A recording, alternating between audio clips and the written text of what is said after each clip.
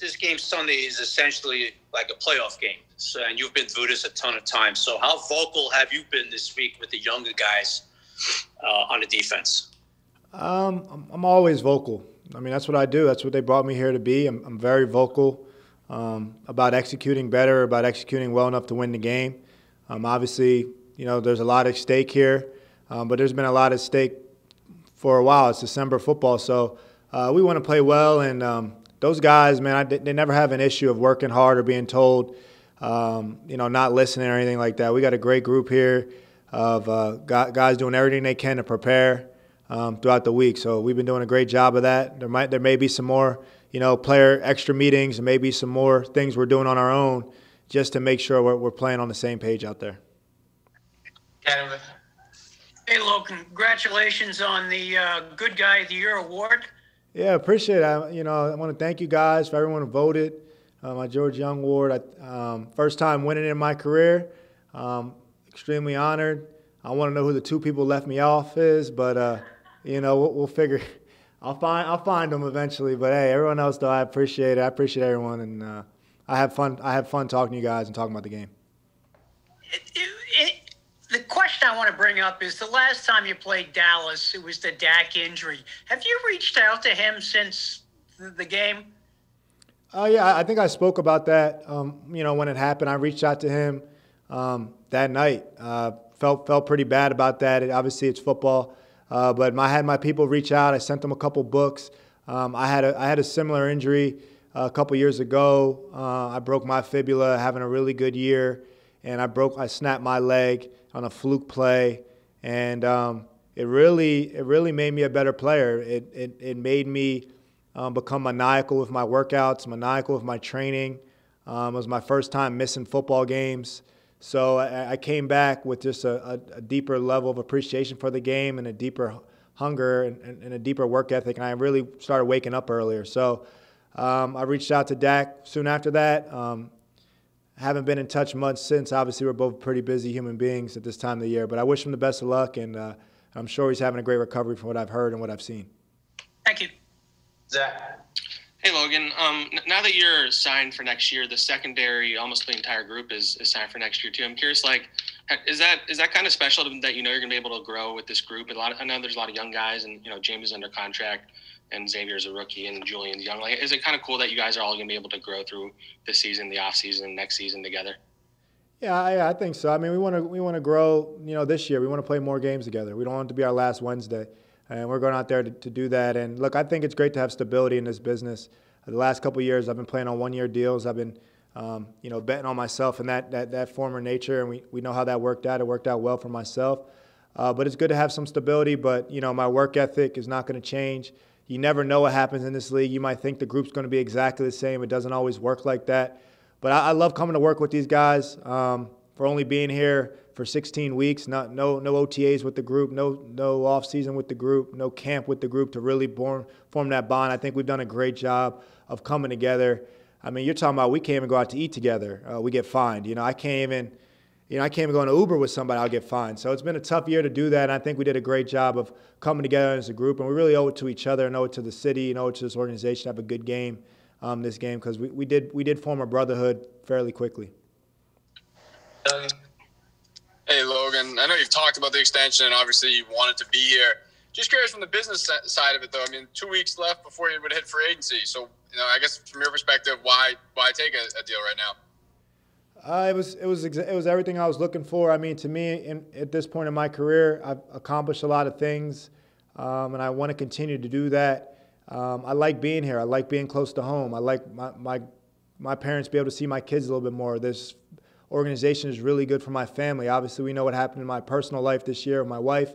The organization's top-notch, first class. Damaris, the entire organization, Ronnie Barnes, the head trainer, really, helped my wife a lot and mourn the loss of my child. And my son, my 2-year-old, just banged his gum and cut up his gum, and they got us to go see a dentist on a short week and got his gum checked out. He'll make it. He'll be all right. He'll be good to go this week. But I just figure it's a first-class organization. I like the city. I like being back in Jersey, and I like who I'm playing with. And the money was definitely respectable and definitely what I was looking for, the market I was looking for. And I think there's a lot of growth at this safety position. And They allowed me to come play it. They allowed me to learn the new position, and they expected a lot from me right away, and that's what I wanted, to be trusted and accounted for, and counted on, and really the appreciation on both sides. So I think it was beyond the money, and I think it was just a good fit. Thanks. Logan, congratulations on the award also. We have two teams playing this week that lost very early their most important offensive player. What does it say about them that they're actually now playing for a chance to win the division title and get into the playoffs? What does it say about the two teams? Maybe what does it say about your team that you were able to overcome that loss of Saquon? Yeah, I handle a lot of adversity. I think that's what this year's been. I think a lot of teams lost a lot of players. It hasn't been a healthy season. COVID, you don't know who's going to play, who's not. It's kind of that anxiety of 2020 football. It's something that I've never experienced. None of us have ever experienced the differences of this season. And I think our locker room has stuck together. I think our locker room had a willingness to adapt. I think Joe has done a great job adapting virtual meetings, everything that we've done going to games with very little practice, stuff like that. So I think every team has had to do that. And it has affected every team, positive and negative, in some form or fashion this year. And I just think our willingness to stick together, our belief in one another, good, bad, or indifferent, no matter how it's gone, has given us a chance, given us a possibility to play the last game and it being a meaningful game. So you got to be grateful for that. But I know the character of our locker room and how we've stuck together, we definitely earned the right, the ability to play in this game and it to mean something. And I think that's just coming back around with everything we endured this year. Obviously, the last couple of weeks, your entire defensive scheme, the priority was the running quarterback, especially last week against Lamar.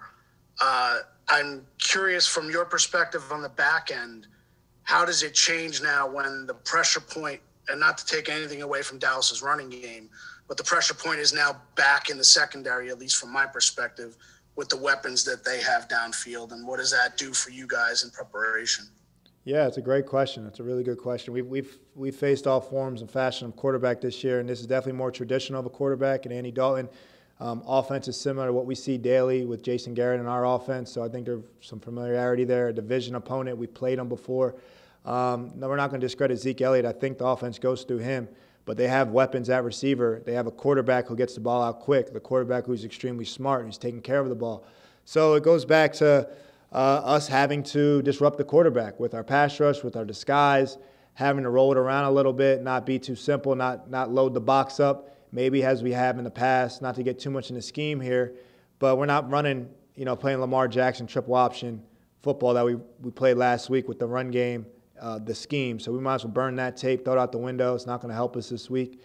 And we got to prepare to make it difficult on Andy Dalton, to figure our defense out and just make it tough on him, because when you don't, he's really efficient. He was really efficient last week. So that comes back down to what I do best and what I love to do: disguise, communication, checks, playing the game with the quarterback. So it's really going to be a huge load on the secondary that we're preparing for on Sunday, and that's what I love, is great receiving cores and how to combat them and take them away.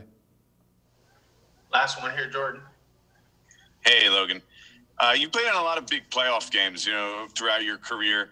This is sort of a playoff game. It's an elimination game. Whoever doesn't win can't make the playoffs. But it's also 2020, right? You don't have any fans there. What do you expect the atmosphere to be like? And is it going to be something different than these young guys who have never been in that big game playoff experience going to face? Yeah, I couldn't say that. It's going to be new for me. It's going to be quieter than any playoff game or any big game I ever played in. It's going to be pretty much silent, like how it's been all year. So that's always different. I mean, look, these guys have all played a big game at some level of their career, whether it be the state championship in high school, some college, Tostitos Bowl or some Popeyes Bowl or something. There's something that they deemed a big game, and at the end of the day, it's being able to control. It's am I prepared and can I execute? Did I work as hard as I can all week to be prepared, and when it's time to execute it, can I execute it when it matters? Your opportunities of saying, hey, we'll get it right next week are gone. You got to get it right that day, but you can't put too much stress on yourself, and you got to do what got you there, which is trusting your instincts. So to me, it's watching as much film as I can physically watch. My eyeballs fall out, lifting my weights, preparing, make sure my body's the best it can be, so that I'm prepared and I have the confidence of being prepared out there. and then can I execute my job, go out there and execute it and make the plays I'm supposed to make and be there for my teammates. So it's Does intensity level, though, reach a different, notch in these kind of games, or is that, or do you not view it that way? I think the intensity is going to be there. As a competitor, you understand, your days are limited in this league, and you need to understand that. You need to understand your days are limited in the last game of the season.